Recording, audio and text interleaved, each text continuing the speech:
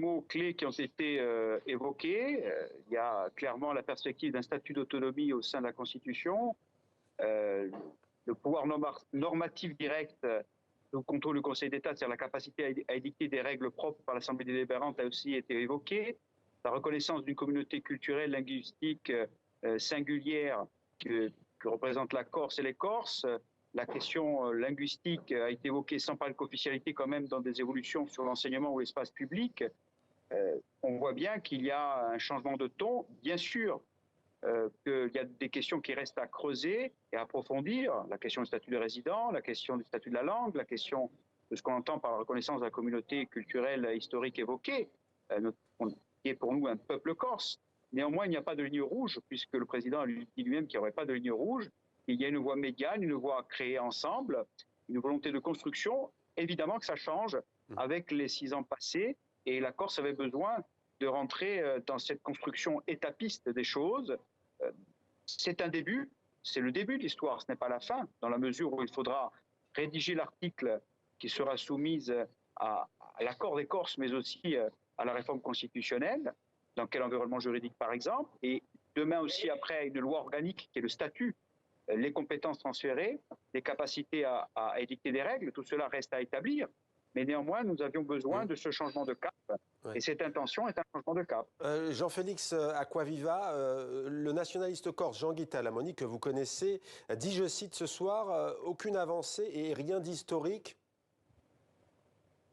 Écoutez, je laisse les propos à Jean-Guy Talamoni, je respecte totalement son point de vue, de toute façon, et quoi qu'il en soit. Mais je ne crois pas que d'où nous venons aujourd'hui et d'où vient la République française et le président de la République française, on puisse considérer que inscrire la Corse dans la Constitution à travers un statut d'autonomie clair, avec un article dédié qui reconnaisse en notre communauté une perspective de reconnaissance linguistique, de lutte contre la spéculation, ça ne soit rien.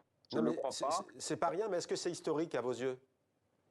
Pour moi, si on arrive au bout de cette étape, ça serait historique parce que ça veut dire que la Corse aurait un statut d'autonomie. Et il peut y avoir l'indépendance. Vous en rêvez encore de l'indépendance ou beaucoup ont renoncé en Corse? Vous savez, moi je suis un autonomiste convaincu et beaucoup de Corses ont voté pour un nationalisme qui soit pour l'autonomie, c'est-à-dire la capacité à édicter des règles pour améliorer la vie des Corses. C'est une idée largement majoritaire aujourd'hui. Il y a des indépendantistes, il y a 15% d'indépendantistes qui souhaitent aussi avoir ce point d'équilibre d'autonomie, même si après, d'un point de vue démocratique, ils continueront leur combat. Et ça, c'est la démocratie.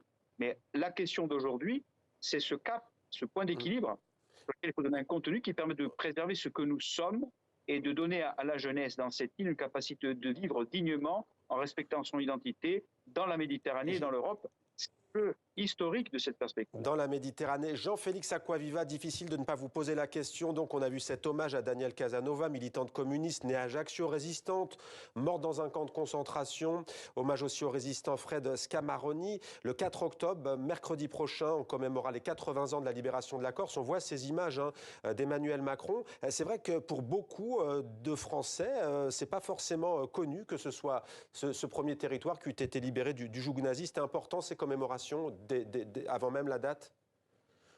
Évidemment, puisque c'est un signe aussi de la reconnaissance de ce qui s'est passé de manière un peu inédite en Corse à ce moment-là. La résistance s'est organisée et a provoqué la libération. Elle n'a pas attendu les forces alliées. Les forces alliées ont su accompagner ce mouvement insurrectionnel. Et d'ailleurs, preuve que l'on peut créer des réconciliations entre ce qui était le combat républicain, mais en même temps très corse de ces résistants. L'appel à l'insurrection du 1er mai 1943 était un appel à l'insurrection au peuple corse à se libérer et finissait par une citation de Pascal Paoli, par ces résistants qui ne savaient pas s'ils allaient gagner à l'époque, qui ont pris beaucoup de courage, avec beaucoup de courage, beaucoup de risques, et nous leur devons beaucoup. Donc oui, c'est un signifiant très important qui méritait d'être honoré aujourd'hui.